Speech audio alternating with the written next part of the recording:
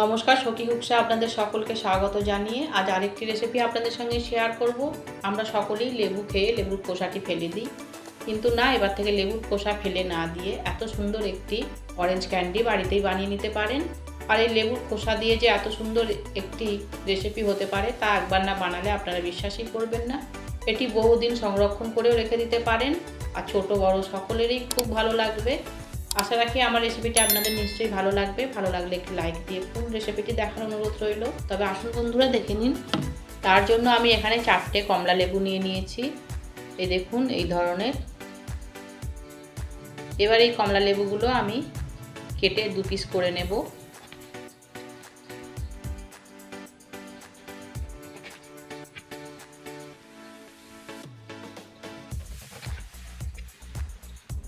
আমি এখানে 4টে কমলা লেবু 2 পিস করে কেটে নিয়েছি। এই দেখুন কত সুন্দর কমলা লেবুগুলো দেখতে, বেশ ভেতরের কালারটাও খুব সুন্দর। এবার অন্যদিকে আমি একটা কমলা লেবুর রস বের করার জন্য একটা এই ধরনের মেশিন নিয়ে নিয়েছি। আপনারা চাইলে ব্লেন্ডারে লেবুগুলোকে দিয়েও ব্লেন্ড করে নিতে পারেন। এবার আমি এই মাথার ওপর কমলা লেবুর পিসগুলোকে দিয়ে আস্তে আস্তে ঘোরাতে থাকবো, তাহলেই রসটা ভেতরে ঢুকে যাবে। এই দেখুন, ঠিক এইভাবে ঘুরিয়ে ঘুরিয়ে আমি রসটাকে বের করে নেব। আমি এখানে এইভাবে ঘুরিয়ে ঘুরিয়েই দেখুন কমলা লেবুর রসগুলোকে বের করে নিয়েছি।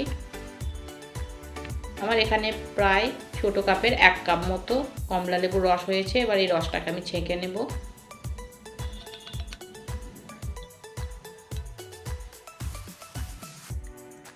এখানে আমি লেবুর জুসটা ভালো করে ছেঁকে দিয়েছি। এবার আমি লেবুর যে খোসাগুলো ছিল সেগুলো আর ফেলে দেব না, সেই খোসা দিয়েই আজ আমি ক্যান্ডি বানাবো। তার জন্য লেবুর খোসাগুলোকে বেশ ভালো করে পরিষ্কার করে নিতে হবে। সেই জন্য আমি একটা ছোট গ্রেটার নিয়ে নিয়েছি। নিয়ে এই লেবুর খোসার যে ভেতরে সাদা অংশগুলো আছে একটু ঘষে বের করে নেব, আর ওপরের অংশটাও হালকা করে ঘষে বের করে নেব। এইভাবে করলে লেবুর খোসাগুলো তেতো হবে না। আমি এইভাবেই সমস্ত লেবুর খোসাগুলো দুটো সাইডেই হালকা করে ঘষে আমি বের করে দেব। দিয়ে এইভাবেই আমি পরিষ্কার করে নেব।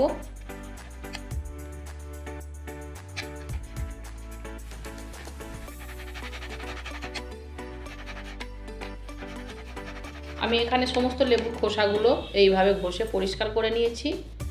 এবার আমি লেবুর খোসাগুলোকে কেটে নেব। আমি বেশ সরু সরু লম্বা লম্বা করে কেটে নেব। আপনারা যদি একটু চওড়া করে কাটতে চান কেটে নিতে পারেন। আমি এইভাবে লেবুর খোসাগুলো সব কেটে নেব।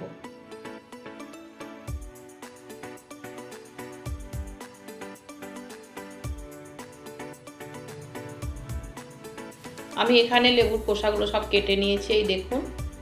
এবার আমি একটা প্লেটের মধ্যে তুলে নেব। এবার এই লেবুর খোসাগুলো আমি আলগা হাতে ভালো করে ধুয়ে নেব, আর খুব সাবধানে ধোবেন যাতে লেবুর খোসাগুলো ভেঙে না যায়। এবার অন্যদিকে আমি একটা ফ্রাই প্যানে জল গরম করে নিয়েছি। এই জলের মধ্যে আমি দিয়ে দেব লেবুর খোসাগুলো, আর দিয়ে দেব সামান্য পরিমাণে নুন। এবার 2 থেকে 3 মিনিট আমি মিডিয়াম আঁচে এই লেবুর খোসাগুলোকে সেদ্ধ করে নেব।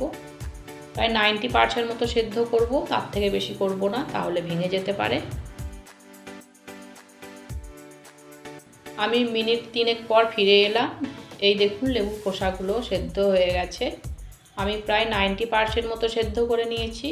এর থেকে বেশি আর করব না, কেন কি বেশি নরম হয়ে গেলে ভেঙে যেতে পারে। এবার আমি আলগা হাতে আস্তে আস্তে এগুলোকে ছেঁকে তুলে নেব। খুব সাবধানে এগুলোকে ছেঁকে তুলে নিতে হবে। আমি এইভাবে ছেঁকে একটা প্লেটের মধ্যে তুলে নিলাম। এবার অন্যদিকে একটা ফ্রাই প্যানে আমি 1 কাপ চিনি দিয়ে দিলাম। দিয়ে চিনিটাকে আমি মিডিয়াম আঁচেতে গলিয়ে নেব। এইভাবে গলিয়ে নিলে খুব তাড়াতাড়ি লেবুর রসটা ঘন হয়ে যাবে।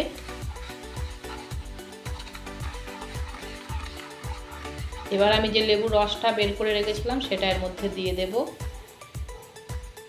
দিয়ে মিডিয়াম আঁচে অনবরত নাড়াচাড়া করে একটু গাঢ় করে নেব রসটাকে।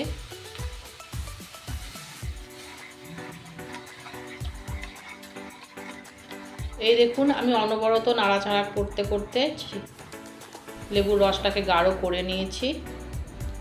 এবার আমি এর মধ্যে দিয়ে দেব 1 চামচ মতো লেবুর রস।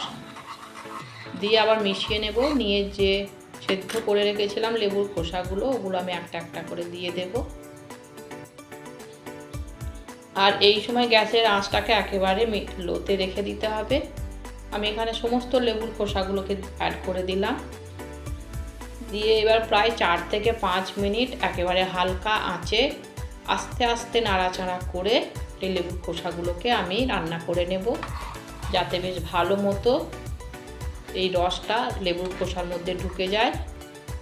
আর অবশ্যই আস্তে আস্তে আলগা হাতে নাড়াচাড়া করে এই লেবুর খোসাগুলোকে রান্না করে নিতে হবে, যাতে না ভেঙে যায় লেবুর খোসাগুলো।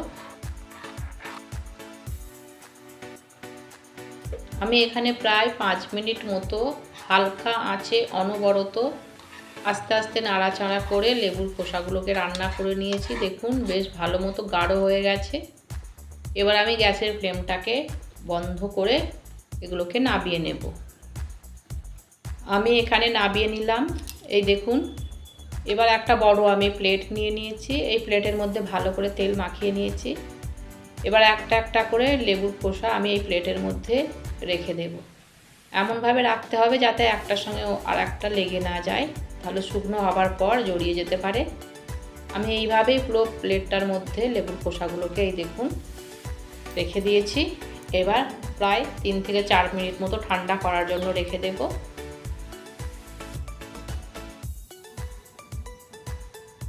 আমি ঠান্ডা হবার পর ফিরে এলাম। এই দেখুন এগুলো বেশ ভালো মতো শুকিয়ে গেছে, বেশ শক্ত হয়ে গেছে। এই দেখুন, আপনারা ঠিক দেখে বুঝতে পারছেন। এবার এই প্লেট থেকে একটা একটা করে এই ক্যান্ডিগুলোকে তুলে নেব। বেশ ভালো মতো শুকিয়ে গেছে, আপনারা দেখেই বুঝতে পারছেন বন্ধুরা। এবার এই প্লেট থেকে সমস্ত ক্যান্ডিগুলো তুলে নিলাম। নিয়ে অন্যদিকে আমি একটা প্লেটের মধ্যে কিছুটা সুগার পাউডার নিয়ে নিয়েছি। এই ক্যান্ডিগুলো সুগার পাউডারের মধ্যে ভালো করে মাখিয়ে নেব। এই দেখুন ঠিক এইভাবে। এবার আমি এই ক্যান্ডিগুলোকে ভালো করে সুগার পাউডার ঝরিয়ে অন্য প্লেটেতে তুলে নেব। তাহলে বন্ধুরা আপনারাও কিন্তু এবার থেকে লেবুর খোসা ফেলে দেবেন না। এইভাবে আপনারা খুবই সুন্দর একটি ক্যান্ডি বাড়িতেই বানিয়ে নিতে পারেন। আর এটি বহুত দিন আপনারা সংরক্ষণ করে রেখে খেতে পারেন, ছোট বড় সকলেরই খুব ভালো লাগবে। আর আমার এই লেবুর খোসা দিয়ে ক্যান্ডির রেসিপিটি কেমন লাগলো তা অবশ্যই একটি কমেন্ট করতে ভুলবেন না। ভালো লাগলে একটি লাইক করবেন, অন্যদেরকে শেয়ার করবেন। আর এই ধরনের নতুন নতুন রেসিপি আমার চ্যানেলে দেখতে হলে চ্যানেলটিকে সাবস্ক্রাইব করে পাশে থাকা নোটিফিকেশান বাটনটিকে অন করে দেবেন, যাতে নিত্য নতুন রেসিপি আপলোড করলে সবার প্রথম আপনাদের কাছে পৌঁছে যায়। আবার আপনাদের সঙ্গে দেখা হচ্ছে অন্য আরেকটি নতুন রেসিপির সাথে। ধন্যবাদ।